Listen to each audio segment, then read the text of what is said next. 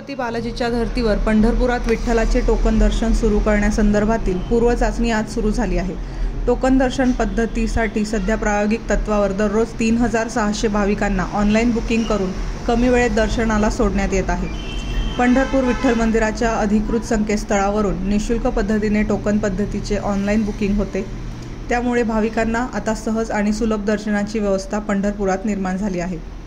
Online दर्शन पद्धतीमुळे काही काळ सामान्य भाविकांना विलंब होतो आहे, मात्र याबाबतही मंदिर प्रशासनाकडून आता सुसूत्रता आणण्याचा प्रयत्न सुरू करण्यात आला आहे।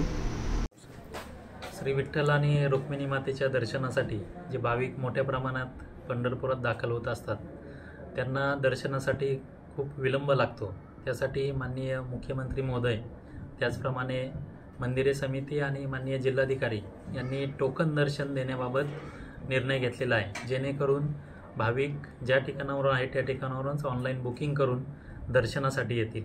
यापूर्वीसुद्धा मंदिरे समिती मार्फत ऑनलाईन बुकिंग केलं जात होतं। यापूर्वी दिवसभरामध्ये 6 स्लॉट ओपन होते, प्रत्येक स्लॉटचे 200 असे 1200 लोकांचं ऑनलाईन बुकिंग होत होतं। आत्ता आपण टोकन दर्शन सुरू करायचे, त्या अनुषंगाने TCS कंपनीशी करार केलेला आहे आणि त्यांचं सॉफ्टवेअरसुद्धा आपल्याला प्राप्त झालेलं आहे। या सॉफ्टवेअरमधून आपल्याला प्रायोगिक तत्वावरती आपण 1200च्या ऐवजी 3600 लोकांचं ऑनलाईन दर्शनाचं बुकिंग गेल्या 2-3 दिवसापासून सुरू केलं आहे।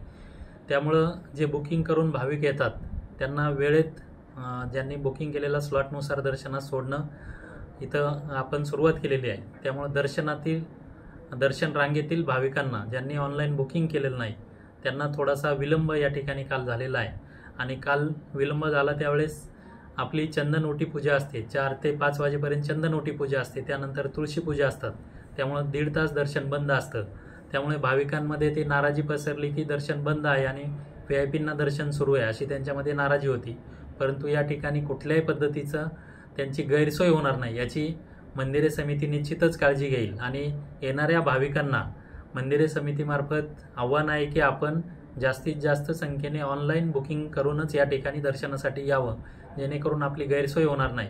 आणि प्रामुख्याने नमूद करू इच्छितो की ऑनलाईन दर्शन हे निःशुल्क आहे, कुठल्याही प्रकारची फी मंदिरे समिती आकारत नाही। त्यामुळे कुठल्याही बाकीच्या बोलतापांना आमिषांना बळी न पडता मंदिराची जी अधिकृत वेबसाईट आहे त्याच्यावरतीच भाविकांनी बुकिंग करून या ठिकाणी आपल्याला दिलेल्या वेळेनुसार या ठिकाणी दर्शनाचा लाभ